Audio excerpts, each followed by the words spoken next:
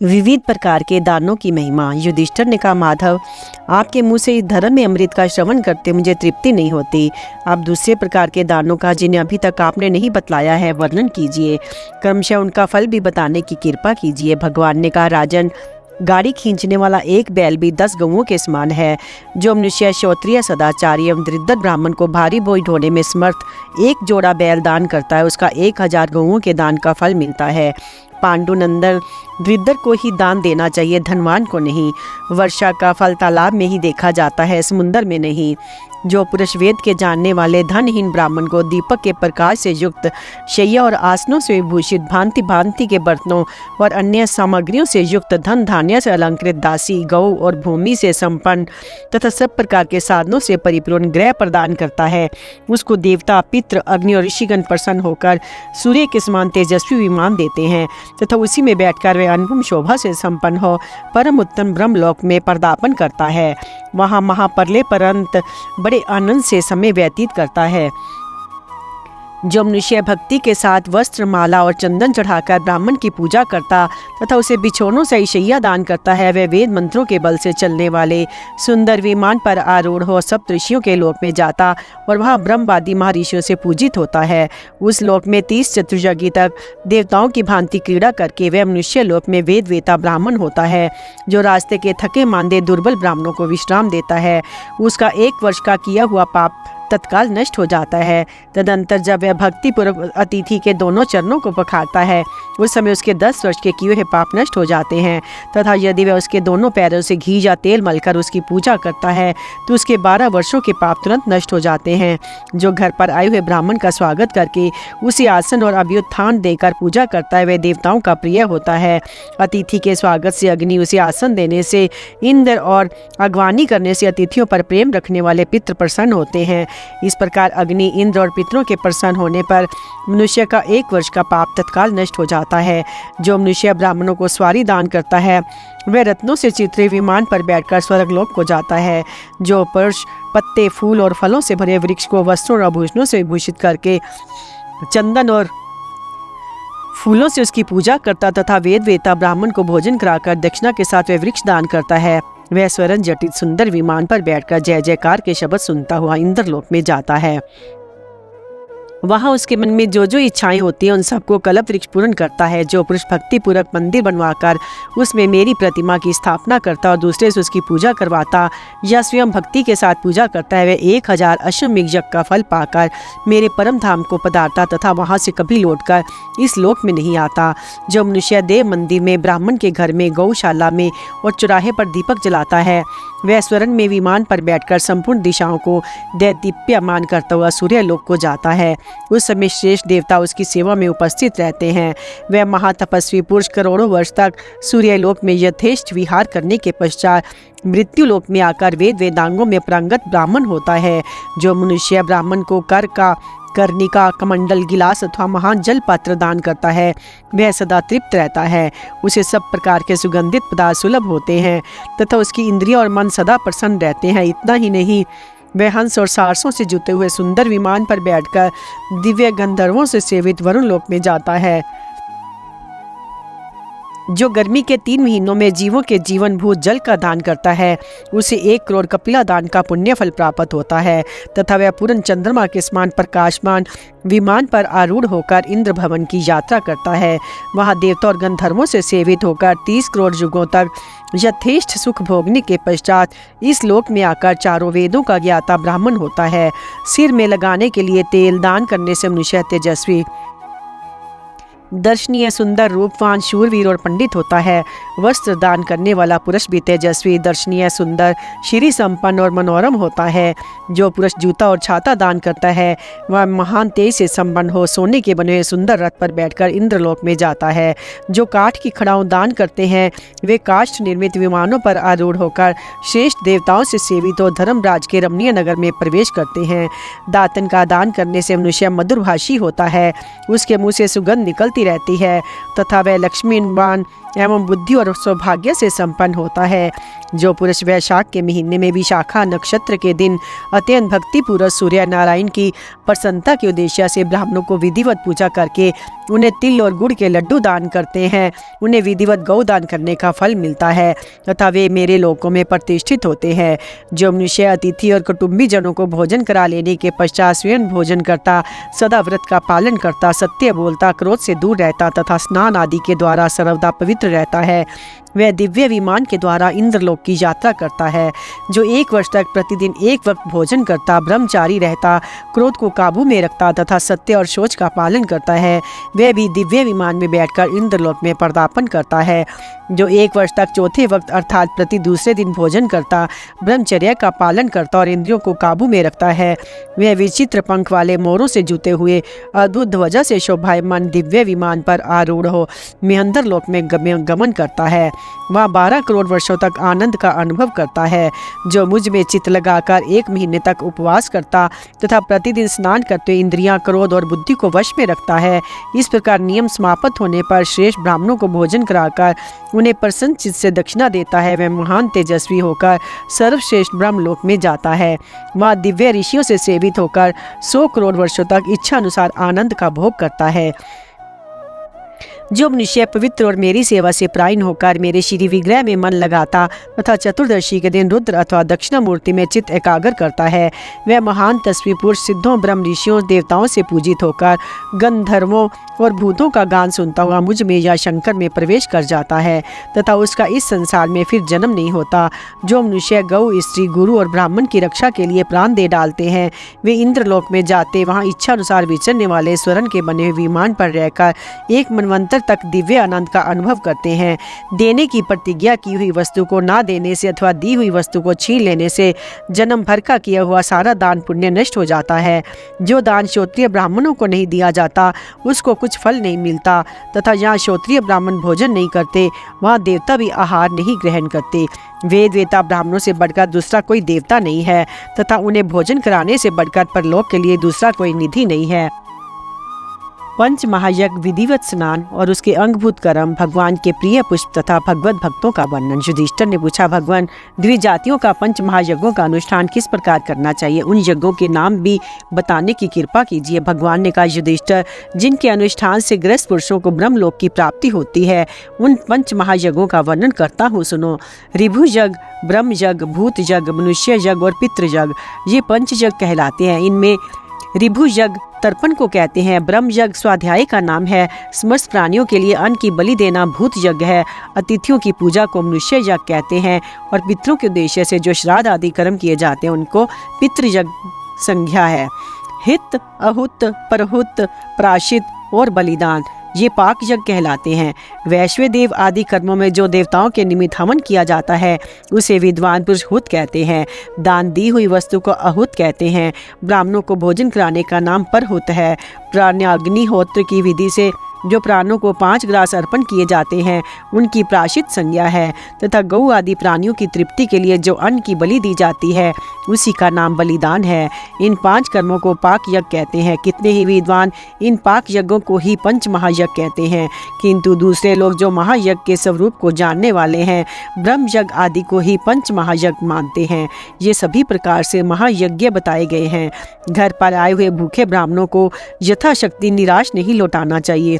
जो मनुष्य प्रतिदिन इन 5 यज्ञों का अनुष्ठान किए बिना ही भोजन कर लेते हैं वे केवल मल भोजन करते हैं। इसलिए विद्वान द्विज को चाहिए कि वह प्रतिदिन स्नान करके इन यज्ञों का अनुष्ठान करे। इन्हें किए बिना भोजन करने वाला द्विज प्रायश्चित का भागी होता है। युधिष्ठिर ने कहा, देवेश्वर, आपने इस भक्त को स्नान करने की विधि बताइए। भगवान बोले, पांडुनंदन, जिस विधि के अनुसार स्नान करने से द्विजगण समस्त पापों से छूट जाते हैं उस परम पवित्र पाप नाशक विधि का पूर्ण रूप से श्रवण करो। मिट्टी, गोबर, तिल, कुशा और फूल आदि शास्त्रोक्त सामग्री लेकर जल के समीप जाए। श्रेष्ठ द्विज को उचित है कि वह नदी में स्नान करने के पश्चात और किसी जल में ना नहाए। अधिक जल वाला जलाशय उपलब्ध हो तो थोड़े से जल में कभी स्नान न करे। जल के निकट जाकर शुद्ध और साफ जगह पर मिट्टी और गोबर आदि सामग्री रख दे और पानी से बाहर ही अपने दोनों पैर धोकर 2 बार आचमन करे। फिर जलाशय की प्रदक्षिणा करके उसके जल को नमस्कार करे। जलाशय के जल पर अपने हाथ पैर ना पटके, क्योंकि जल संपूर्ण देवताओं का तथा मेरा भी स्वरूप है, अतः उस पर प्रहार नहीं करना चाहिए। जलाशय के जल से उसके किनारे की भूमि को धोकर साफ करे, फिर पानी में प्रवेश करके एक बार फिर डुबकी लगावे, अंगों की मैल ना छुड़ाने लगे। इसके बाद पुनः आचमन करे, हाथ का आकार गाय के कान की तरह बनाकर उससे 3 बार जल पिए, फिर अपने पैरों पर जल छिड़ककर 2 बार मुख में जल का स्पर्श करे। तदंतर गले के ऊपरी भाग में स्थित आंख, कान और नाक आदि समस्त इंद्रियों का एक एक बार जल से स्पर्श करे। फिर दोनों भुजाओं का स्पर्श करने के पश्चात हृदय और नाभि का भी स्पर्श करे। इस प्रकार प्रत्येक अंग में जल का स्पर्श कराकर फिर मस्तक पर जल छिड़के। इसके बाद आपै पुनंतु मंत्र पढ़कर फिर आचमन करे, अथवा आचमन के समय ओंकार और व्याहुतियाँ सहित सद संपतियम इस ऋचा का पाठ करे। आचमन के बाद मिट्टी लेकर उसके 3 भाग करे। इदम विष्णु इस मंत्र को पढ़कर उसे क्रमशः करके मध्य भाग के तथा नीचे के अंगों में लगावे। तत्पश्चात वारुण सूक्तों से जल को नमस्कार करके स्नान करे। यदि नदी हो तो जिस ओर से उसकी धारा आती हो उसी ओर मुंह करके तथा दूसरे जलाशयों में सूर्य की ओर मुंह करके स्नान करना चाहिए। ओंकार का उच्चारण करते धीरे से गोता लगावे, जल में हलचल ना पैदा करें। इसके बाद गोबर को हाथ में ले जल से गीला करके उसके 3 भाग करें। उससे भी पूर्ववत अपने शरीर के ऊर्ध्व भाग, मध्य भाग, अध्यो भाग में लगावे। उस समय प्रणव और व्याहतियों सहित गायत्री मंत्र की पुनरावृत्ति करता रहे। फिर मुझ में चित लगाकर आचमन करने के पश्चात आपो हिष्टामयो इत्यादि 3 ऋचाओं से तरतस मंदिभी इत्यादि 4 ऋचाओं से और गौ सूक्त, अश्व सूक्त, वैष्णव सूक्त, वारुण सूक्त, स्वित्र सूक्त, इंद्र सूक्त, वामदैव्य सूक्त तथा मुझसे संबंध रखने वाले अन्य साम मंत्रों के द्वारा शुद्ध जल से अपने ऊपर मार्जन करें।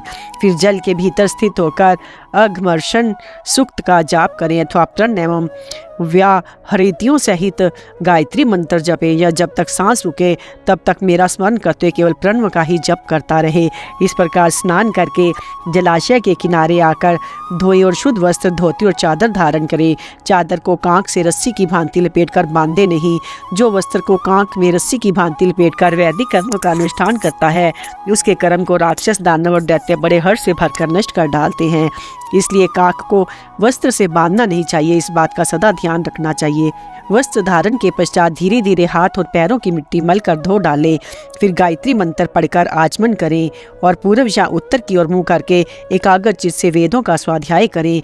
जल में खड़ा हुआ द्विज जल में ही आचमन करके शुद्ध हो जाता है और स्थल में स्थित पुरुष स्थल में ही आचमन के द्वारा शुद्ध होता है। अतः जल और स्थल में से कहीं भी स्थित होने वाले द्विज को आत्मशुद्धि के लिए आचमन करना चाहिए। इसके बाद संध्या उपासन करने के लिए हाथों में कुश लेकर पूर्व अभिमुख हो कुश आसन पर बैठे मुझ में मन लगाकर एकाग्र भाव से प्राणायाम करें। फिर एकाग्रचित होकर 1000 या 100 गायत्री मंत्र का जाप करें। मंधे नामक राक्षसों का नाश करने के उद्देश्य से गायत्री मंत्र द्वारा अभिमंत्रित जल लेकर सूर्य को अर्घ्य प्रदान करें। उसके बाद आचमन करके उद्गो 80 इस मंत्र से प्रायश्चित के लिए सूर्य को अर्घ्य दे। आकाश मुद्रा का प्रदर्शन करे। तदंतर सूर्य के एकाक्षर मंत्र का 12 बार जप करें और उनके षडाक्षर आदि मंत्रों की 6 बार पुनरावृत्ति करें। आकाश मुद्रा को दाहिनी ओर से घुमाकर अपने मुख में विलीन करें। इसके बाद दोनों भुजाएं ऊपर उठाकर एकाग्रचित्त से सूर्य की ओर देखते हुए उनके मंडल में स्थित मुझ 4 भुजाधारी तेजो मूर्ति नारायण को एकाग्रचित्त से स्नान ध्यान करें। उस समय उदूत्यम चित्रम देवानाम तचक्षु इन मंत्रों का, गायत्री मंत्र का तथा मुझ से संबंध रखने वाले सूक्तों का जाप करके मेरे साम मंत्रों और पुरुष सूक्त का भी पाठ करें।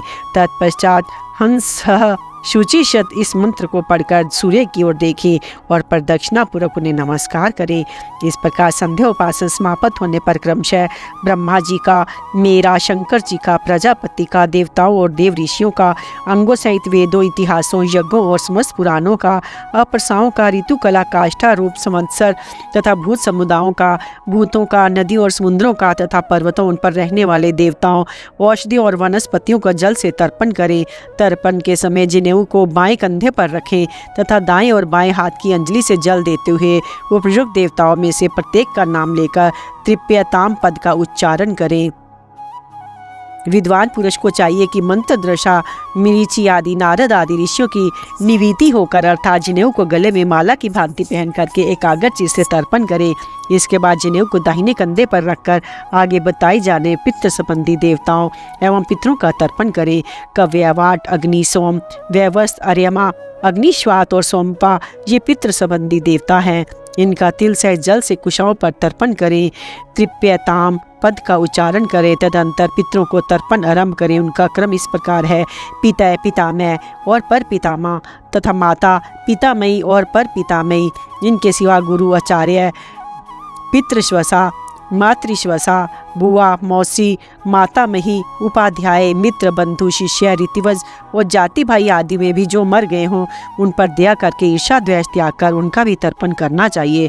तर्पण के पश्चात आचमन करके स्नान के समय पहने हुए वस्त्र को निचोड़ डालें। उस वस्त्र का जल भी कुल के भरे हुए संतानहीन पुरुषों का भाग है, वह उनके स्नान करने और पीने के काम आता है, अतः उस जल से उनका तर्पण करना चाहिए, ऐसा विद्वानों का कथन है। पूर्वोक्त देवताओं तथा पितरों को तर्पण किए बिना स्नान का वस्त्र नहीं धोना चाहिए। जो मोहवश तर्पण के पहले ही धोत वस्त्र को धो लेता है वह ऋषि और देवताओं को कष्ट पहुंचाता है। उस अवस्था में उसके पितृ उसे शाप देकर निराश लौट जाते हैं। इसलिए तर्पण के पश्चात आचमन करके ही स्नान वस्त्र निचोड़ना चाहिए। तर्पण की क्रिया पूरी होने पर दोनों पैरों में मिट्टी लगाकर उन्हें धो डालें। फिर आचमन करके पवित्र हो कुशासन पर बैठ जाएं। हाथों में कुशा लेकर स्वाध्याय आरंभ करें। पहले वेद का पाठ करें, फिर उसके अन्य अंगों का अध्ययन करें। अपनी शक्ति के अनुसार प्रतिदिन जो अध्ययन किया जाता है उसका स्वाध्याय कहते हैं। ऋग्वेद, यजुर्वेद और सामवेद का स्वाध्याय करें। इतिहास और पुराणों के अध्ययन को भी यथाशक्ति ना छोड़ें। स्वाध्याय पूर्ण करके खड़ा होकर दिशाओं, उनके देवताओं ब्रह्मा जी, पृथ्वी, औषधि, वाणी, वाचस्पति, सरिताओं को तथा मुझे भी प्रणाम करें।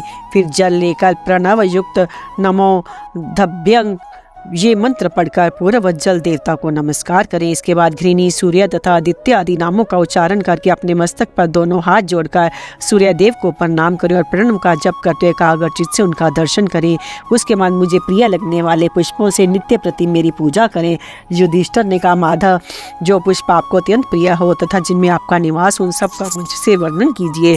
भगवान ने कहा, राजन, जो फूल मुझे बहुत प्रिय हैं उनके नाम बताता हूँ, सावधान होकर सुनो।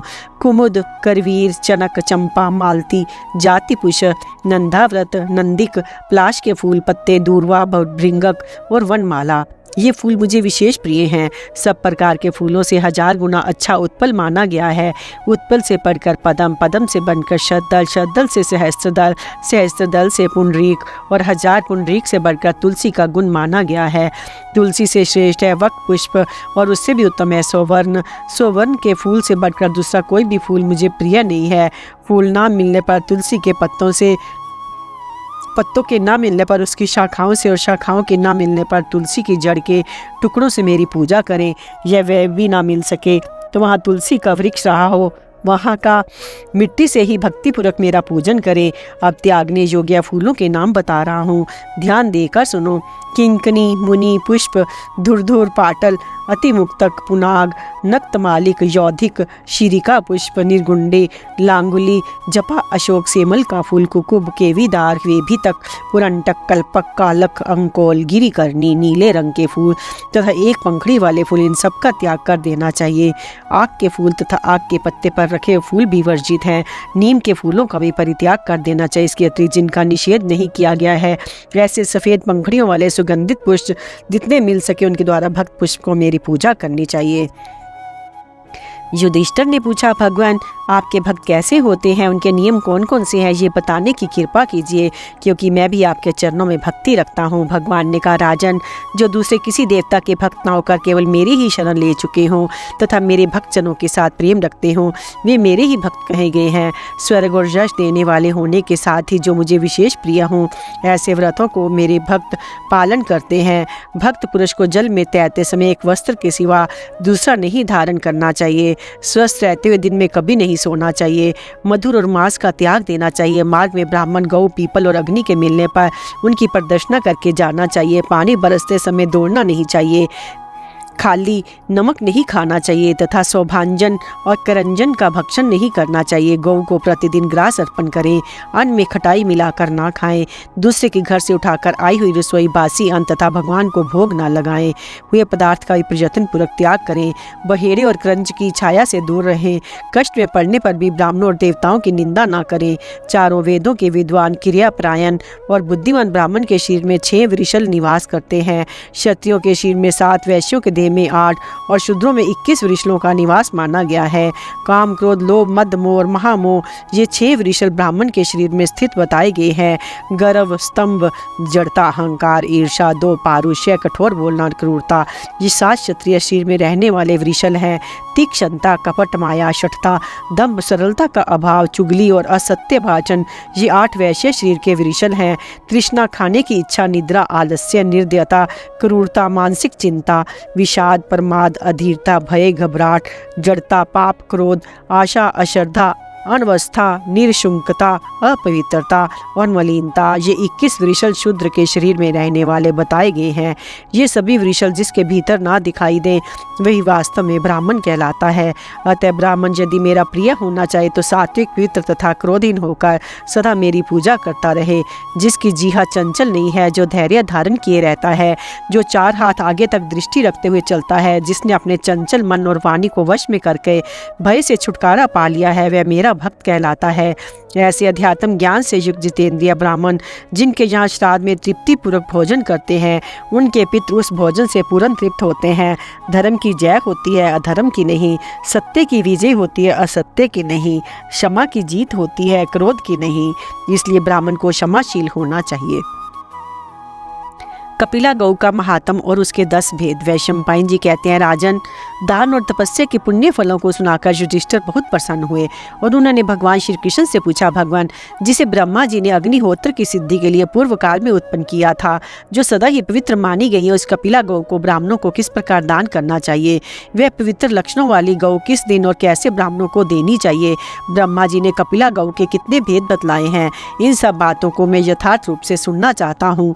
भगवान श्री कृष्ण ने कहा, पांडुनंदन, ये विषय बड़ा ही पवित्र और पावन है। इसका श्रवण करने से पापी पुरुष भी पाप से मुक्त हो जाता है। अतः ध्यान देकर सुनो। पूर्व काल में स्वयंभू ब्रह्मा जी ने अग्निहोत्र तथा ब्राह्मणों के लिए संपूर्ण तेजों का संग्रह करके कपिला गौ को उत्पन्न किया था।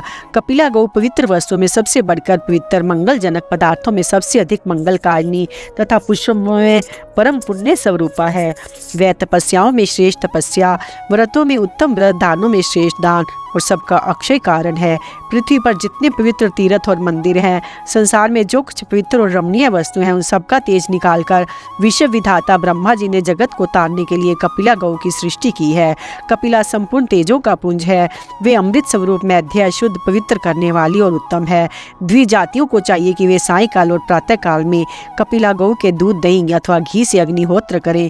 जो ब्राह्मण कपिला गौ के घी, दही अथवा दूध से विधिवत अग्निहोत्र करते, भक्तिपूर्वक अतिथियों का पूजा करते और शूद्र के अन्न से दूर रहते तथा दंभ और असत्य का सदा त्याग करते हैं, वे सूर्य के समान तेजस्वी विमानों द्वारा सूर्य मंडल के बीच से होकर परम उत्तम ब्रह्मलोक में जाते हैं। वह ब्रह्मा के दिव्य धाम में इच्छा अनुसार रूप धारण कर यथेष्ट स्थानों पर विचरते हुए एक कल्प तक आनंद का उपभोग करते हैं और ब्रह्मा जी से सदा सम्मानित होते रहते हैं। इस प्रकार कपिला गौ परम पवित्र और अमृत में दुग्ध को प्रकट करने वाली अरणी है। पूर्व काल में ब्रह्मा जी ने उसे अग्नि के भीतर उत्पन्न किया था। युधिष्ठिर, ब्रह्मा जी की आज्ञा से कपिला के सींग के अगर भाग में सदा संपूर्ण तीर्थ निवास करते हैं। जो मनुष्य सवेरे उठकर कपिला गौ के सींग और मस्तक से गिरती हुई जल धारा को अपने सिर पर धारण करता है, वह उस पुण्य के प्रभाव से सहसा पाप रहित हो जाता है। जैसे आग तिनके को जला डालती, उसी प्रकार वह जल मनुष्य के 3 जन्मों के पापों को भस्म कर डालता है। जो कपिला का मूत्र लेकर अपनी नेत्र आदि इंद्रियों में लगाता तथा उससे स्नान करता है, वह उस स्नान के पुण्य से निष्पाप हो जाता है। उसके 30 जन्मों के पाप नष्ट हो जाता है। जो प्रातः काल उठकर भक्ति के साथ कपिला गौ को घास की मुट्ठी अर्पण करता है, उसके 1 महीने के पापों का नाश हो जाता है। जो सवेरे शयन से उठकर भक्ति पूर्वक कपिला गौ की परिक्रमा करता है, उसके द्वारा समूची पृथ्वी की परिक्रमा हो जाती है। एक एक परिक्रमा से 10-10 रात के पाप नष्ट होते हैं। जो पुरुष कपिला गौ के पंचगव्य से नहाकर शुद्ध होता है, वह मानो गंगा आदि समस्त तीर्थों में स्नान कर लेता है। श्रद्धालु पुरुष के उस स्नान से 10 रात के पाप तत्काल नष्ट हो जाते हैं। भक्तिपूर्वक कपिला गौ का दर्शन करके तथा उसके रंभाने की आवाज़ सुनकर मनुष्य एक दिन रात के पाप को नष्ट कर डालता है। जो स्नान आदि से पवित्र होकर कपिला गौ के किसी भी अंग का स्पर्श करता है उसका 1 वर्ष का पाप दूर हो जाता है। एक मनुष्य 1000 गौओं का दान करे, दूसरा एक कपिला गौ को दान में दे दे तो लोक पितामह ब्रह्मा जी ने उन दोनों का फल बराबर बताया है। इसी प्रकार कोई मनुष्य प्रमादवश यदि एक ही कपिली गौ की हत्या कर डाले तो उसे 1000 गौओं के वध का पाप लगता है। ब्रह्मा जी ने कपिला गौ के 10 भेद बतलाए हैं, उनका वर्णन करता हूँ सुनो। पहली स्वर्ण कपिला, दूसरी गौर पिंगला, तीसरी आरक्त पिंगलाक्षी, चौथी गल पिंगला, पांचवी वभ्रुवार्णाभा, छठी श्वेत पिंगला, सातवीं रक्त पिंगलाक्षी, आठवीं खुर पिंगला, नवीं पाटला और 10वीं पुच्छ पिंगला। ये 10 प्रकार की कपिला गौएं बताई गई हैं जो सदा मनुष्यों का उद्धार करती हैं। वे मंगलमयी, पवित्र और सब पापों को नष्ट करने वाली है।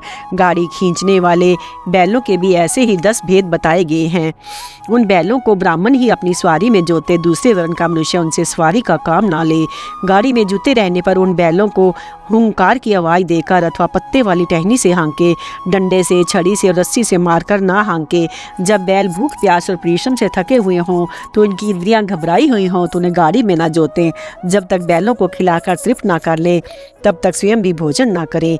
उन्हें पानी पिलाकर ही स्वयं जलपान करें। सेवा करने वाले पुरुष की कपिला गौ माता और बैल पिता है। दिन के पहले भाग ही भार ढोने वाले बैलों की सवारी में जोतना उचित माना गया है। मध्य भाग में दोपहरी के समय उन्हें विश्राम देना चाहिए, किंतु दिन के अंतिम भाग में अपनी रुचि के अनुसार बर्ताव करना चाहिए।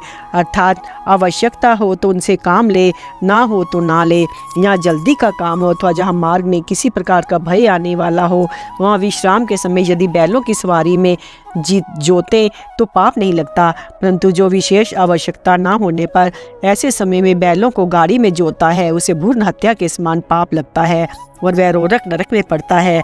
जो मोहवश बैलों के शरीर से रक्त निकाल देता है वह पाप आत्मा उस पाप के प्रभाव से निस्संदेह नरक में गिरता है और सभी नरकों में 100 वर्ष रहकर इस मनुष्य में बैल का जन्म पाता है। अतः जो संसार से मुक्त होना चाहता है उसे कपिला गौ का दान करना चाहिए। जो शुद्ध मनुष्य लोभ से मोहित होकर कपिला गौ को सवारी में जोता है वह मानो 33 देवताओं और पितरों पर भी सवारी करता है। उस दुष्ट बुद्धि वाले पुरुष को देवता और पितृ सदा सताया करते हैं और वहाँ परले तक एक नरक से छूटकर दूसरे घोर नरक में पड़ता रहता है। जिस समय कपिल जाति के बैल थककर लंबी सांस लेते हैं उस समय वे अपने को कष्ट देने वाले मनुष्य के कुल का संहार कर डालते हैं। उनके शरीर में जितने रोए होते हैं उतने 100 वर्षों तक उन्हें सवारी में जोतने वाले मनुष्य नरकों में पकाए जाते हैं। सब प्रकार की यज्ञों में दक्षिणा देने के लिए कपिला गौ की सृष्टि हुई है, इसलिए द्विजातियों को यज्ञ में उनकी दक्षिणा अवश्य देनी चाहिए।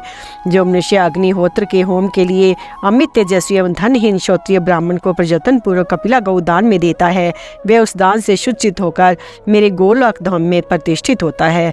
कपिला के शरीर में जितने रोम होते हैं उतनी 1000 वर्षों तक दाता को स्वर्गलोक में सम्मान प्राप्त होता है।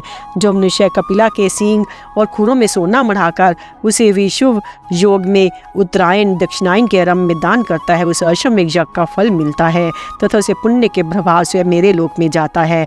जिसके सींगों में सोना और खुरों में चांदी मड़ी हो, जो वस्त्रों से सुसज्जित पुष्ट और चंदन तथा फूल मालाओं से शोभायमान हो, ऐसी गौ को कांसे के बने हुए दुग्ध पात्र तथा बछड़े सहित दान में देना चाहिए। मेरे विचार से पवित्र वस्तुओं में स्वर्ण सबसे अधिक पवित्र है, इसलिए गौ को सोने के आभूषणों से सजाकर दान करना चाहिए। इस प्रकार दान करने से दाता अपनी 7 पीढ़ियों तक के पूर्वजों की ओर 7 पीढ़ी आगे होने वाली संतानों को निश्चय ही तार देता है। 1000 अग्निष्टोम के समान एक वाजपेय यज्ञ होता है, 1000 वाजपेय समान के एक अश्वमेध होता है और 1000 अश्वमेध के समान एक राजसूय यज्ञ होता है। जो मनुष्य शास्त्रोक्त विधि से 1000 कपिला गौओं का दान करता है वह राजसूय यज्ञ का फल पाकर मेरे परम धाम में प्रतिष्ठित होता है, उसे पुण्य इस लोक में नहीं लौटना पड़ता।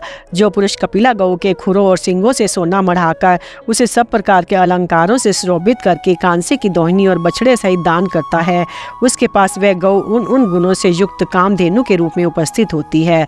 दान में दी हुई गौ अपने कर्मों से बंधकर घोर अंधकार नरक में गिरते हुए मनुष्य को उसी प्रकार उद्धार कर देती है। जैसे वायु के सहारे से चलती हुई नाव मनुष्य को महासागर में डूबने से बचाती है, पुत्र पौत्र आदि 7 पीढ़ियों तक के समस्त कुल को वह गौ उतार देती है। जब तक पृथ्वी मनुष्य को धारण करती है तब तक दान में दी हुई गौ परलोक में दाता को धारण किए रहती है। जैसे मंत्र के साथ दी हुई औषध प्रयोग करते हुए मनुष्य के रोगों का नाश कर देती है, उसी प्रकार सुपात्र को दी हुई कपिला गौ मनुष्य के सब पापों को तत्काल नष्ट कर डालती है। जैसे सांप कैंचुल छोड़कर नए स्वरूप को धारण करता है, वैसे ही पुरुष कपिला गौ को दान से पाप मुक्त होकर अत्यंत शोभा को प्राप्त होता है। जैसे प्रज्वलित दीपक घर में फैले हुए अंधकार को दूर कर देता है, उसी प्रकार कपिला गौ का दान करके अपने भीतर छिपे हुए पाप को भी निकाल फेंकता है। बछड़े सहित कपिला गौ के शरीर में जितने रोम होते हैं उतने करोड़ युगों तक दाता मनुष्य ब्रह्मलोक में आनंद का अनुभव करता है। जो प्रतिदिन अग्निहोत्र करने वाला, अतिथि का प्रेमी, शूद्र के अंश से दूर रहने वाला, जितेंद्रिय, सत्यवादी तथा स्वाध्याय प्रायण हो, उसे दी हुई गौ परलोक में दाता का अवश्य उद्धार कर देती है।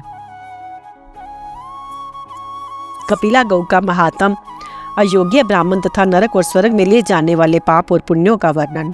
वैशंपायन जी कहते हैं, जन्मेजय, इस प्रकार परम पुण्य में कपिला गौ के उत्तम दान का वर्णन सुनकर धर्मपुत्र युधिष्ठिर का मन बहुत प्रसन्न हुआ और उन्होंने भगवान श्री कृष्ण से पुनः इस प्रकार प्रश्न किया, देव देवेश्वर, जब कपिला गौ ब्राह्मण को दान में दी जाती है तो उसके संपूर्ण अंगों में देवता किस प्रकार रहते हैं? आपने जो 10 प्रकार की कपिला गौएं बतलाई हैं उनमें से कितनी कपिलाएं पुण्य में मानी जाती हैं? देवताओं और पितरों ने उनके ऊपर किस प्रकार अनुग्रह किया है और उन गौओं का रंग कैसा होता है? ये सब बातें सुनने के लिए मेरे मन में बड़ी उत्कंठा है। भगवान ने कहा, राजन, परम पवित्र गोपनीय एवं उत्तम धर्म का वर्णन करता हूँ, सुनो। जिस समय गौ प्रसव कर रही हो और बछड़े के 2 पैर सिर से योनि से बाहर दिखाई दे रहे हो, मुनियों द्वारा वही उसके दान का उत्तम समय बतलाया गया है। जब तक बछड़ा आकाश में ही लटक रहा हो, पृथ्वी पर नहीं गिरने पाया हो, तब तक वह गौ पृथ्वी का स्वरूप मानी जाती है। इसलिए उसी अवस्था में गौ का दान करना चाहिए। युधिष्ठिर, प्रसव काल में बछड़े सहित गौ के शरीर से जितने रोए होते हैं तथा उसके गर्भ के जल से धूलि के कण भीग जाते हैं, उतने 1000 वर्षों तक दाता स्वर्ग लोक में प्रतिष्ठित होता है। बछड़े सहित कपिला गौ को सोने के आभूषणों तथा सब प्रकार के रत्नों से अलंकृत करके तिलों के साथ दान में देना चाहिए। जो इस प्रकार दान करता है उसके द्वारा नदी, समुद्र, पर्वत, वन और कानों सहित चारों ओर की पृथ्वी का दान हो जाता है। इस प्रकार का दान पृथ्वी दान के समान ही माना जाता है। उसके द्वारा मनुष्य संसार सागर से पार होकर प्रजापति के लोक में जाता है। ब्रह्म हत्या, भ्रूण हत्या, गो हत्या तथा गुरु स्त्री गमन आदि महान पातकों से युक्त मनुष्य भी उपयुक्त इस प्रकार से कपिला गौ को दान करने से शुद्ध हो जाता है। जो मनुष्य सवेरे उठकर मुझ में भक्ति रखते इस परम पुण्य में उत्तम कपिला दान के महात्म का पाठ करता है, उसके पुण्य का फल सुनो। इस अध्याय का पाठ करने वाला मनुष्य रात्रि में मन, वाणी तथा क्रिया द्वारा किए हुए सब पापों से मुक्त हो जाता है। जो श्राद्ध काल में इस अध्याय का पाठ करते हुए ब्राह्मणों को भोजन आदि से तृप्त करता है, उसके पितृ अत्यंत प्रसन्न होकर अमृत भोजन करते हैं। जो मुझ में चित्त लगाकर इस प्रसंग को भक्तिपूर्वक सुनता है, उसके एक रात के सारे पाप तत्काल नष्ट हो जाते हैं। अब मैं कपिला गौ के संबंध में विशेष बातें बतला रहा हूँ। पहले जो मैंने तुम्हें 10 प्रकार की कपिला गौ बतलाई, उनमें 4 कपिलाएं अत्यंत श्रेष्ठ, पुण्य प्रदान करने वाली तथा पाप नष्ट करने वाली है। स्वर्ण कपिला, रक्ताक्ष पिंगला, पिंगलाक्षी और पिंगल पिंगला, ये 4 प्रकार की कपिलाएं श्रेष्ठ, पवित्र और पाप दूर करने वाली हैं। इनके दर्शन और नमस्कार से भी मनुष्य के पाप नष्ट हो जाते हैं। ये पाप नाशिनी कपिला गौएं जिसके घर में मौजूद रहती हैं, वहाँ श्री विजय और कीर्ति का नित्य निवास होता है।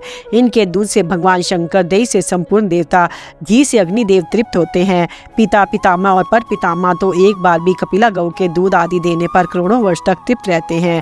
कपिला गौ के घी, दूध, दही अथवा खीर का एक बार भी क्षत्रिय ब्राह्मणों को दान करके मनुष्य सब पापों से छुटकारा पा जाता है। जो जितेंद्रिय रहकर एक दिन रात उपवास करके कपिला गौ का पंचगव्य पान करता है, उसे चंद्रायन से बढ़कर उत्तम फल की प्राप्ति होती है। जो क्रोध और असत्य का त्याग करके मुझ में चित्त लगाकर शुभ मुहूर्त में कपिला गौ के पंचगव्य का आचमन करता है, उसका अंतःकरण शुद्ध हो जाता है। जो विषय योग में पृथक पृथक मंत्र पढ़कर कपिला के पंचगव्य से मेरी या शंकर की प्रतिमा को स्नान कराता है, उसे अश्वमेध यज्ञ का फल मिलता है। वह निष्पाप एवं शुचित होकर आकाश की शोभा बढ़ाने वाले विमान के द्वारा मेरे अथवा रुद्र के लोक में गमन करता है।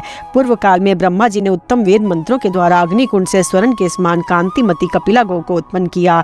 उस होम धेनु की प्रभा दूर तक फैली हुई थी। इसके उत्पन्न होते ही रुद्र आदि देवता, सिद्ध माँ, ब्रह्म ऋषि, वेद वेदांग, यज्ञ, समुद्र, नदियां, पर्वत, मेघ, गंधर्व, अप्रसाई यक्ष और नाग वहां उपस्थित हुए। उसे देखकर सबको बड़ा विस्मय हुआ और सभी अनेकों प्रकार के मंत्र पढ़कर बारंबार उसकी स्तुति करने लगे। उस गौ के सींग बहुत बड़े नहीं थे, उसकी 3 आंखें थी, उसका बछड़ा उसके साथ ही था तथा वह दुग्ध रूप अमृत को प्रकट करने के लिए अरनी के समान थी। समस्त देवता आदि ने हाथ जोड़कर उस गौ को प्रणाम किया और चतुर्मुख ब्रह्मा जी से कहा, भगवान बताइए हम आपकी किस आज्ञा का किस प्रकार पालन करें। देवताओं के इस प्रकार प्रश्न करने पर ब्रह्मा जी ने कहा, आप लोग भी इस दूध देने वाली गौ पर अनुग्रह कीजिए। ये होम की सिद्धि के लिए प्रकट हुई है तथा अपने हविष्य से तीनों अग्नियों को तृप्त करेगी। जब अग्निदेव स्वयं तृप्त हो जाएंगे तो आप लोगों को भी तृप्त करेंगे। इसके दूध रूपी अमृत से आप लोगों के बल और पराक्रम की वृद्धि होगी और आपकी इच्छा करते ही दानवों पर विजय पा जाएंगे। ब्रह्मा जी के ऐसा कहने पर देवताओं के मुख पर प्रसन्नता छा गई और वे कपिला गौ को इस प्रकार वरदान देने लगे, देवी ब्रह्मा जी ने संपूर्ण जगत का हित करने के लिए तुम्हें उत्पन्न किया है, इसलिए तुम परम पवित्र, शुद्ध और पाप का नाश करने वाली हो। जो तुम्हें मनुष्य देखकर नमस्कार करेंगे अथवा जो अपने हाथों से तुम्हारे शरीर का स्पर्श करेंगे, तुम में भक्ति रखने वाले उन मनुष्यों को 1 वर्ष का किया हुआ पाप तत्क्षण नष्ट हो जाएगा। जो तुम्हारा दर्शन करके तुम्हें प्रणाम करेंगे, उनकी अनिच्छा से किए अनजान में किए हुए तथा दृष्टि ना पड़ने के कारण स्वतः हो जाने वाले पातक उसी प्रकार नष्ट हो जाएंगे जैसे सूर्योदय होने पर अंधकार मिट जाता है। इस प्रकार कपिला गौ को वरदान देकर देवता आदि जैसे आए थे वैसे लौट गए और वह गौ लोगों का उद्धार करने के लिए संपूर्ण लोकों में विचरने लगी। उसी के शरीर से 9 कपिलाएं और उत्पन्न हुई। वे सबकी सब जगत पर अनुग्रह करने के लिए इस पृथ्वी पर विचरती रहती हैं, इसलिए परलोक में हित चाहने वाले पुरुष को कपिला गौ का दान अवश्य करना चाहिए। जिस समय अग्निहोत्री ब्राह्मण को कपिला गौ दान में दी जाती है, उस समय उसके सींगों के ऊपरी भाग में विष्णु और इंद्र निवास करते हैं। सींगों की जड़ में चंद्रमा और वज्रधारी इंद्र रहते हैं। सींगों के बीच में ब्रह्म तथा ललाट में भगवान शंकर का निवास है।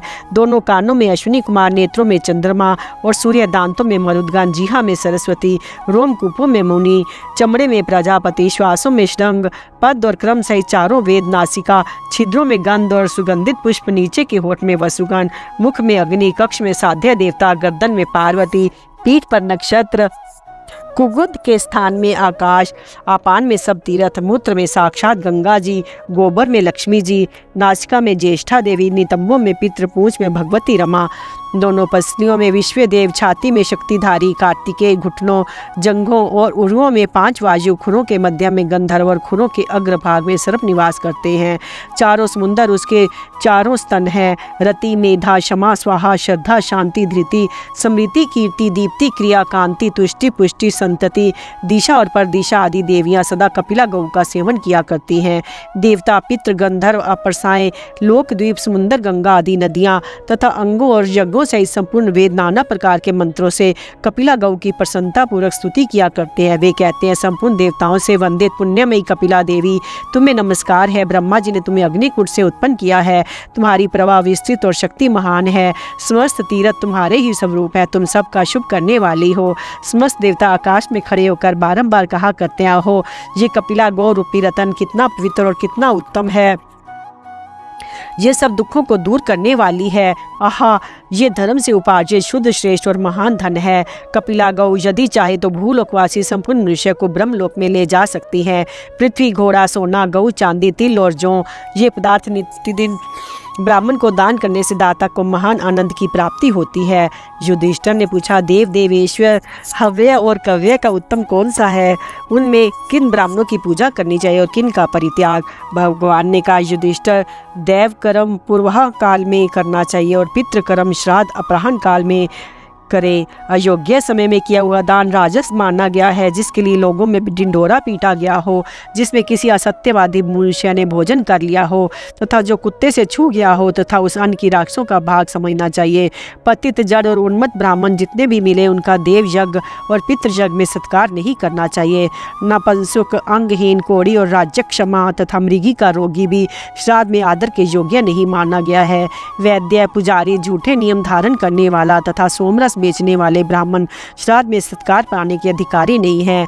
गवैये, नाचने कूदने वाले, बाजा बजाने वाले, बकवादी, पहलवान, अग्निहोत्र ना करने वाले, मुर्दा ढोने वाले, चोरी करने वाले, शास्त्र विरुद्ध कर्म में संलग्न रहने वाले, अपरिचित ब्राह्मण भी श्राद्ध में सत्कार पाने योग्य नहीं माने जाते। जो किसी समुदाय के पुत्र हो अर्थात जिनके पिता का निश्चित पता ना हो, जो पुत्रिका धर्म के अनुसार नाना के घर में रहते हो, वे ब्राह्मण भी श्राद्ध के अधिकारी नहीं हैं। युद्ध में लड़ने वाला, रोजगार करने वाला, पशु पक्षियों के बिक्री से जीविका चलाने वाला ब्राह्मण भी श्राद्ध में सत्कार पाने का अधिकारी नहीं है। परंतु जो ब्राह्मण व्रत का आचरण करने वाले, गुणमान, सदा स्वाध्यायशील, गायत्री मंत्र के ज्ञाता और क्रियानिष्ठ हो, वे सत्कार श्रद्धा श्राद्ध में सत्कार के योग्य माने गए हैं। श्राद्ध का सबसे उत्तम काल है सुपात्र ब्राह्मण का मिलना। जिस समय भी ब्राह्मण देही, घी, कुशा, फूल और उत्तम क्षेत्र प्राप्त हो जाए, उसी समय श्राद्ध का दान आरंभ कर देना चाहिए। जो ब्राह्मण सदाचारी, थोड़ी सी आजीविका पर गुजारा करने वाले, दुर्बल, तपस्वी और भिक्षा से निर्वाह करने वाले हो, वे यदि याचक होकर कुछ मांगने आवे तो उन्हें दिए हुए दान का महान फल होता है। युधिष्ठिर, इन सब बातों को पूर्ण रूप से जानकर धनहीन और उपकार न करने वाले वेद वेता ब्राह्मणों को दान करो। यदि तुम अपने दान को अक्षय बनाना चाहते हो तो जान तुम्हें प्रिय लगता हो, उसे वेद वेता ब्राह्मण पसंद करते हो, वही दान करो। युधिष्ठिर, अब नरक में जाने वाले पुरुषों का वर्णन सुनो। जो ब्राह्मण गुरु की रक्षा अथवा अपने को भय से बचाने के अवसरों को छोड़कर अन्य समय से भी झूठ बोलते हैं, वे नरक में जाते हैं। जो पराई स्त्री का अपहरण करते, पर इसके साथ विचार करते, दूसरों की स्त्रियों को दूसरे पुरुषों से मिलाया करते हैं, वे भी नरक में पड़ते हैं। चुगलखोर, घर में सेंध खोदने वाले, पराय धन से जीविका चलाने वाले, वर्ण और आश्रम से विरुद्ध आचरण करने वाले, पाखंडी, पापाचारी, वेद बेचने वाले, वेदों की निंदा करने वाले, वेदों के लिखने वाले तथा रस, विष और दूध की बिक्री करने वाले मनुष्य भी नरकगामी होते हैं। जो नराधम, धन के लोभ से अथवा आसक्तिवश चंडालों को भी दूध देते हैं, पशुओं का दमन करते, उन्हें नाथते और बधिया करते हैं, वे नरक में पड़ते हैं। जो सामर्थ्य होते हुए भी धन के लोभ से दान नहीं करते, दीनों और अंधों पर कृपा दृष्टि नहीं रखते तथा चिरकाल तक अपने साथ रहे हुए सहनशील, जितेंद्रिय, दुर्बल एवं बुद्धिमान मनुष्यों को भी काम निकल जाने पर त्याग देते हैं, वे नरकगामी होते हैं। जो बच्चों, बूढ़ों तथा थके हुए मनुष्यों को कुछ ना देकर अकेले ही मिठाई उड़ाते, उन्हें भी नरक में गिरना पड़ता है। प्राचीन काल के ऋषियों ने इस प्रकार नरकगामी मनुष्य का वर्णन किया है। अब स्वर्ग में जाने वालों का वर्णन सुनो। जो दान, तपस्या, सत्य भाषण और इंद्रिय संयम के द्वारा निरंतर धर्म आश्रम में लगे रहते हैं, जो उपाध्याय की सेवा करके उनसे वेद पढ़ते तथा पतिग्रह में आसक्ति नहीं रखते, वे मनुष्य स्वर्गगामी होते हैं।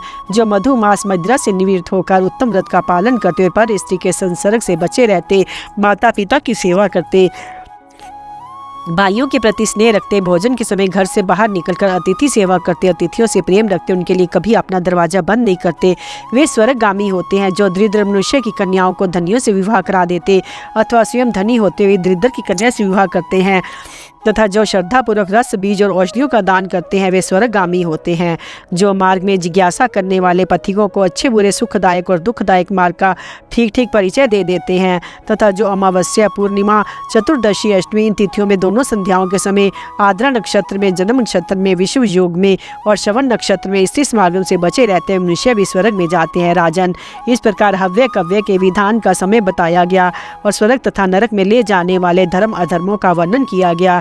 अब और क्या सुनना चाहते हो? युधिष्ठिर ने कहा, भगवान, मनुष्य ब्राह्मण की हिंसा किए बिना ही ब्रह्म हत्या के पाप से कैसे लिप्त हो जाता है, इस विषय को ठीक ठीक बताने की कृपा कीजिए। भगवान ने कहा, राजन, जो जीविका रहित ब्राह्मण को स्वयं में भिक्षा देने के लिए बुलाकर पीछे इनकार कर जाता है, उसे ब्रह्म हत्यारा कहते हैं।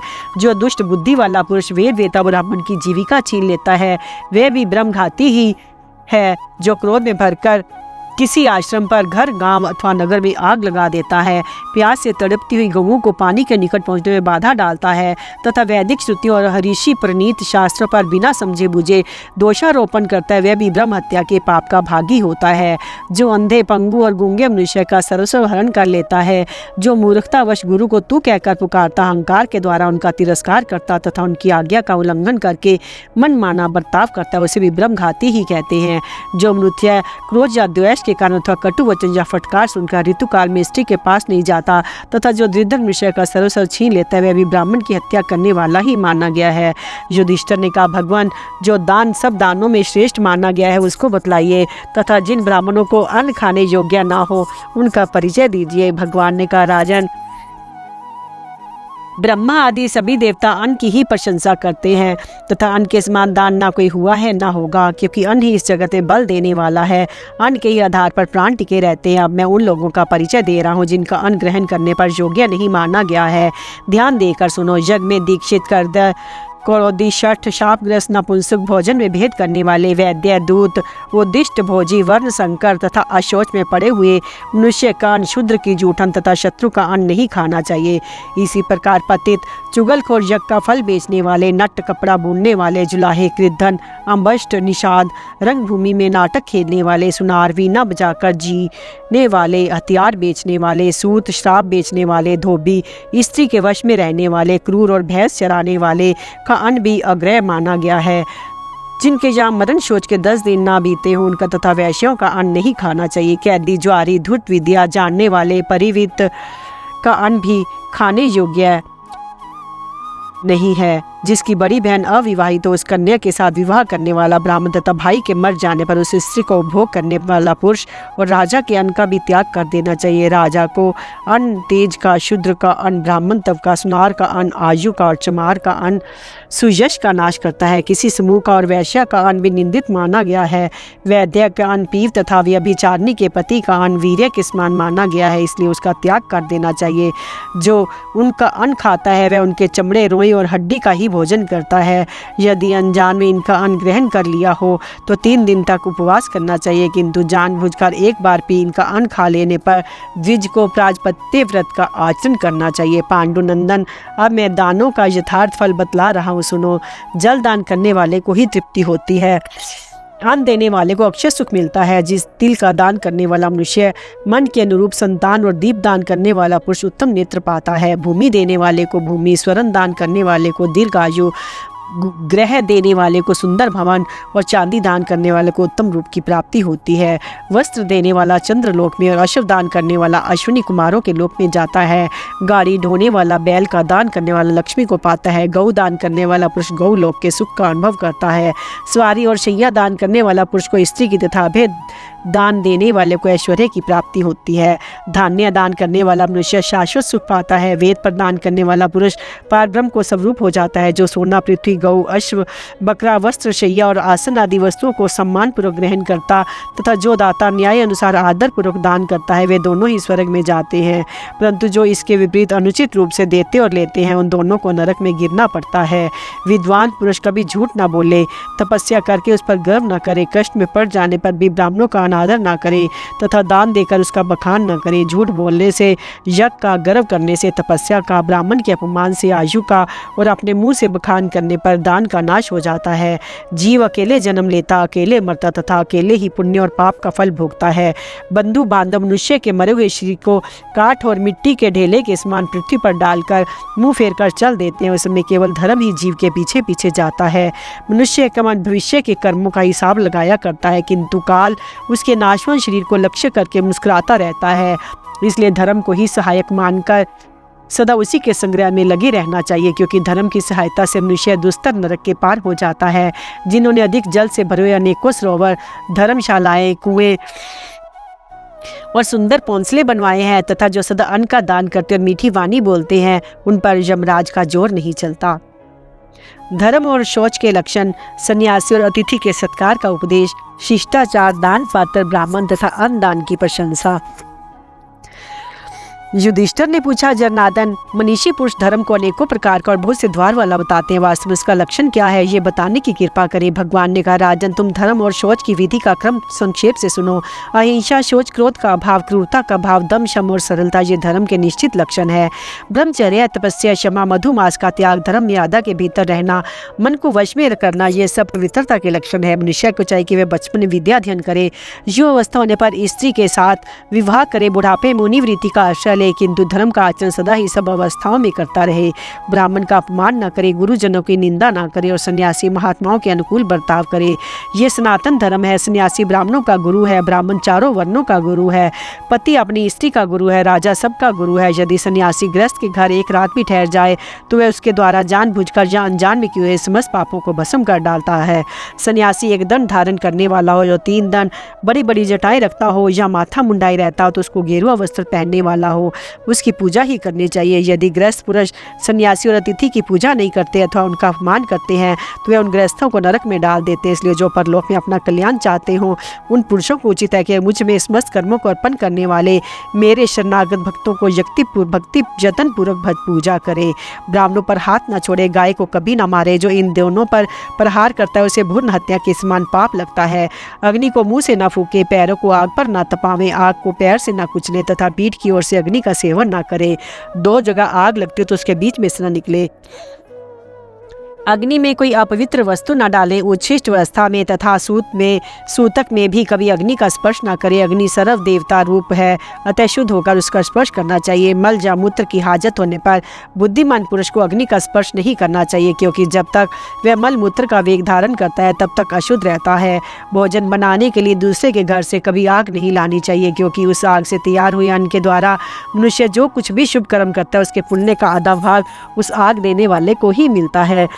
इसलिए अपने घर की आग कभी बुझने नहीं देनी चाहिए। यदि असावधानी से अथवा अनजाने में घर की आग शांत हो जाए तो पुनः अग्नि काष्ठ का मंथन करके अग्नि प्रकट करनी चाहिए अथवा किसी श्रोत्रिय ब्राह्मण के घर से मांग लानी चाहिए। युधिष्ठिर ने पूछा, जरनादन, जिसको दान देने से महान फल की प्राप्ति होती है वे साधु ब्राह्मण कैसे होते हैं? भगवान ने कहा, राजन, जो क्रोध ना करने वाले, सत्यवादी, सदा धर्म में लगे रहने वाले और जितेंद्रिय हो वे ही साधु ब्राह्मण हैं तथा उन्हीं को दान देने से महान फल की प्राप्ति होती है। जो अभिमान शून्य, सब कुछ सहने वाले, शास्त्रीय अर्थ के ज्ञाता, इंद्रिय जयी, संपूर्ण प्राणियों के हितकारी, सबके साथ मैत्री का भाव रखने वाले, निर्लोभ, पवित्र, विद्वान, संकोची, सत्यवादी और सब धर्मपरायण हो, उनका दिया हुआ दान महान फल की प्राप्ति करने वाला होता है। जो प्रतिदिन अंगों सहित 4 वेदों का स्वाध्याय करता हो, जिसके उदर में शूद्र का अन्न ना पड़ा हो, उसको ऋषियों ने दान का उत्तम पात्र माना है। युधिष्ठिर, यदि शुद्ध बुद्धि, शास्त्रीय ज्ञान, सदाचार, उत्तम शील से युक्त एक ब्राह्मण भी दान ग्रहण कर ले तो वह दाता के समस्त कुल का उद्धार कर देता है।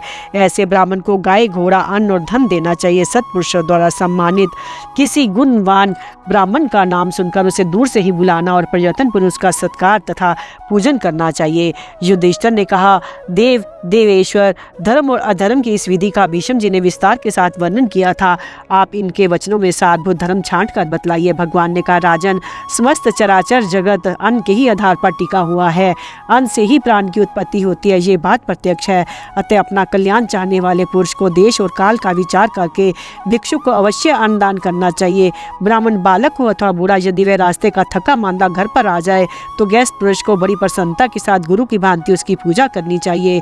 परलोक में कल्याण की प्राप्ति के लिए अपने प्रकट हुए क्रोध को भी रोककर मत्सरता का त्याग करके सुशीलता और प्रसन्नता पूर्वक अतिथि की पूजा करनी चाहिए। गृहस्थ पुरुष कभी अतिथि का अनादर ना करे, उससे झूठी बात ना कहे, उसके गोत्र, शाखा और अध्ययन के विषय में भी कभी प्रश्न ना करे। भोजन के समय पर चंडाल या शवपाक भी घर आ जाए तो उसे परलोक में ही चाहने वाले गृहस्थ को अन्न के द्वारा उसका सत्कार करना चाहिए। जो अपने घर का दरवाजा बंद करके खुशी खुशी भोजन करता है उससे मानो अपने लिए स्वर्ग का दरवाजा बंद कर दिया है। जो देवताओं, पितरों, ऋषियों, ब्राह्मणों, अतिथियों और निराश्रय मनुष्य को अन्न से तृप्त करता है उसको महान पुण्य फल की प्राप्ति होती है। जिसने अपने जीवन में बहुत से पाप किए हों वह यदि याचक ब्राह्मण को विशेष रूप से अन्न दान करता है तो सब पापों से छुटकारा पा जाता है। संसार में अन्न देने वाला पुरुष प्राण दाता माना जाता है और जो प्राण दाता है वही सब कुछ देने वाला है। अतः कल्याण चाहने वाले पुरुष को अन्न का दान विशेष रूप से करना चाहिए। अन्न को अमृत कहते हैं। अन्न ही प्रजा को जन्म देने वाली माना गया है। अन्न के नाश होने पर शरीर के 5 धातुओं का नाश हो जाता है। बलवान पुरुष भी यदि अन्न का त्याग कर दे तो उसका बल नष्ट हो जाता है।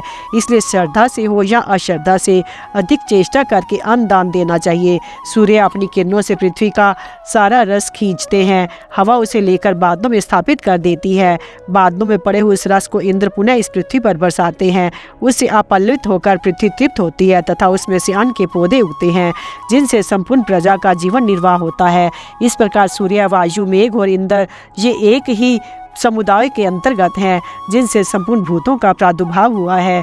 आकाश में इन महात्माओं के अनेकों दिव्य भवन हैं जो भिन्न भिन्न प्रकार से बने हुए पृथक पृथक भूमि पर स्थित हैं। उनमें से किसी का चंद्रमंडल के समान श्वेत रंग है और किसी का उदयकालीन सूर्य के समान लाल। उन लोकों में स्थावर और जंगम सभी तरह के प्राणी निवास करते हैं। अन्नदाताओं को वे ही लोग प्राप्त होते हैं, इसलिए सदा अन्न दान करते रहना चाहिए। भोजन की विधि, गऊओं का घास डालने का विधान और महात्म तथा ब्राह्मण के लिए तिल और गन्ना पेरने का निषेध।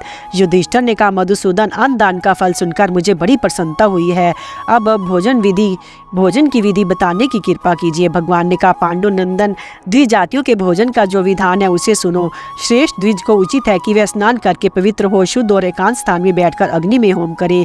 फिर ब्राह्मण हो तो चौकोना, क्षत्रिय हो तो गोलाकार, वैश्य हो तो अर्धचंद्राकार मंडल बनावे। उसके बाद पैर धोकर उसी मंडल में बिछे शुद्ध आसन के ऊपर पूरा अभिमुख होकर बैठ जाएं और दोनों पैरों से अथवा एक पैर के द्वारा पृथ्वी का स्पर्श किए रहे। एक वस्त्र पहनकर तथा सारे शरीर को कपड़े से ढककर भी भोजन ना करें। इस प्रकार फूटे हुए बर्तन में, उल्टी पत्तल में भी भोजन करना निषिद्ध है। भोजन करने वाले पुरुष को प्रसन्नचित होकर पहले अन्न को नमस्कार करना चाहिए। अन्न के सिवा दूसरी ओर दृष्टि नहीं डालनी चाहिए तथा भोजन करते समय परोसे हुए अन्न की निंदा नहीं करनी चाहिए। भोजन आरंभ करने से पहले हाथ में जल लेकर उसके द्वारा अन्न की प्रदक्षिणा करें। फिर मंत्र पढ़कर पृथक पृथक पांचों प्राणों के अन्न की आहुति दें। अन्न, अनाद और पांचों प्राणों के तत्व को जानकर जो प्राणी अग्निहोत्र करता है उसके द्वारा पंचवायुओं का यजन हो जाता है। प्राणों की आहुति देने के पश्चात अपने मुख में पड़ने लायक एक एक ग्रास अन्न उठाकर भोजन करें। यदि एक ग्रास का अन्न मुख में जाने के बाद बच रहे तो अपना जूठा कहलाता है। ग्रास से बचे हुए तथा मुंह से निकले अन्न को अखाद्य समझे और उसे खा लेने पर चंद्रायन व्रत का आचरण करें। जो अपना जूठा खाता है तथा एक बार खाकर छोड़े हुए भोजन को फिर ग्रहण करता है उसको चंद्रायन कृच्छ अथवा प्राजपत्य व्रत का आचरण करना चाहिए। जो स्त्री के भोजन किए हुए पात्र में भोजन करता है, स्त्री का जूठा खाता है, स्त्री के साथ एक बर्तन में भोजन करता है, वह मानो मदिरा पान करता है। तत्वदर्शी मुनियों ने उस पाप से छूटने का कोई प्रायश्चित ही नहीं देखा है। यदि पानी पीते पीते उसकी बूंद मुंह से निकलकर भोजन में गिर पड़े तो वह खाने योग्य नहीं रह जाता। जो उसे खा लेता है उस पुरुष को चंद्रायन व्रत का आचरण करना चाहिए। इस प्रकार पीने से बचा हुआ पानी भी पुनः पीने के योग्य नहीं रहता। यदि कोई ब्राह्मण मोहवश उसको पी ले तो उसको चंद्रायन व्रत का आचरण करना चाहिए। ब्राह्मणों को उचित है कि वह मौन होकर पृथ्वी या दिशाओं की ओर ना देखते हुए विधिवत भोजन करे। किसी को अपना जूठा ना दे, कभी भी बहुत अधिक अथवा बहुत कम भोजन ना करे। प्रतिदिन उतना ही अन्न खाएं जिससे अपने को कष्ट ना हो। भोजन करते समय यदि रजस्वला स्त्री, चंडाल, कुत्ता अथवा सुअर दिख जाए तो अन्न को त्याग देना चाहिए। जो मोहवश उस अन्न का त्याग नहीं करता वह द्विज चंद्रायन व्रत का अधिकारी है। जिस भोजन में बाल या कोई कीड़ा पड़ा हो, जिसे मुंह से फूंक कर ठंडा किया गया हो, उसको अखाद्य समझना चाहिए। ऐसे अन्न का भोजन कर लेने पर चंद्रायन व्रत का आचरण आवश्यक हो जाता है। भोजन के स्थान से उठ जाने के बाद जिसे फिर छू दिया गया हो, जो पैर से छू गया या लांग दिया गया हो, वह राक्षस के खाने योग्य अन्न है, ऐसा समझकर उसका त्याग कर देना चाहिए। राक्षस के उच्छिष्ट भाग को ग्रहण करने वाला ब्राह्मण अपनी 7 पीढ़ी पहले के पितरों और 7 पीढ़ी तक आने वाली संतानों को घोर रौरव नरक में गिराता है। भोजन समाप्त होने पर जिसमें भोजन किया उस पात्र में आचमन करना चाहिए। यदि आचमन किए बिना ही भोजन करने वाला द्विज मनुष्य भोजन के आसन से उठ जाए तो उसे तुरंत स्नान करना चाहिए, अन्यथा वह अपवित्र हो जाता है। युधिष्ठिर ने पूछा, भगवान, गऊओं के आगे घास की मुट्ठी डालने का विधान और महात्म क्या है तथा गन्ने से चंद्रमा की उत्पत्ति किस प्रकार हुई है, ये बताने की कृपा कीजिए। भगवान ने कहा, राजन, बैलों को जगत का पिता समझना चाहिए। गऊएं संसार की माताएं हैं। उनकी पूजा करने से संपूर्ण पितरों और देवताओं की पूजा हो जाती है। जिनके गोबर लिपने से सभा, भवन, पोंसले, घर और देव मंदिर भी शुद्ध हो जाते हैं, उनसे बढ़कर और कौन प्राणी हो सकता है। जो मनुष्य 1 साल तक स्वयं भोजन करने के पहले प्रतिदिन दूसरे की गाय की मुट्ठी भर घास खिलाता है, उसको प्रत्येक समय गौ की सेवा करने का फल प्राप्त होता है। गौ माता के समान घास रखकर इस प्रकार कहना चाहिए कि संसार की समस्त गौएं मेरी माताएं और संपूर्ण ऋषभ मेरे पिता हैं। गौ माताओं, मैंने तुम्हारी सेवा में ये घास की मुट्ठी अर्पण की है, इसे स्वीकार करो। ये मंत्र पढ़कर अथवा गायत्री का उच्चारण करके एकाग्रचित्त से घास को भी मंत्रित करके गौ को खिला दे। ऐसा करने से जिस पुण्य फल की प्राप्ति होती है उसे सुनो। उस पुरुष ने जानबूझकर या अनजान में जो जो पाप किए होते वे सब नष्ट हो जाते हैं तथा उसको कभी बुरे स्वप्न भी नहीं दिखाई देते। तिल बड़े पवित्र और पाप नाशक होते हैं। भगवान नारायण से उनकी उत्पत्ति हुई है, इसलिए श्राद्ध में तिल की बड़ी प्रशंसा की गई है। तिल का दान अत्यंत उत्तम दान बताया गया है। तिल दान करें, तिल भक्षण करें और सवेरे तिल का उपटन लगाकर स्नान करें। सदा ही अपने मुंह से तिल तिल का उच्चारण किया करें, क्योंकि तिल सब पापों का नष्ट करने वाले होते हैं। द्विजातियों का तिल खरीदकर या दान में लेकर बेचना नहीं चाहिए। जो तिलों का भोजन करने, उपटन लगाने और दान देने के अतिरिक्त और किसी काम में उपयोग करता है, वह कीड़ा होकर अपने पितरों के साथ कुत्ते की विष्ठा में डूबता है। ब्राह्मण को स्वयं तिल पेरने की मशीन में तिल डालकर तिल नहीं पेरना चाहिए। जो स्वयं ही तिल पेरता है वह रौरव नरक में पड़ता है। चंद्रमा गन्ने के वंश में उत्पन्न हुआ है और ब्राह्मण चंद्रमा के वंश में उत्पन्न हुए हैं, इसलिए ब्राह्मण को कोल्लू में गन्ना नहीं पेरना चाहिए। यदि ब्राह्मण गन्ना पेरता है तो उसे एक एक गन्ने के लिए एक एक ब्रह्म हत्या का दोष लगता है।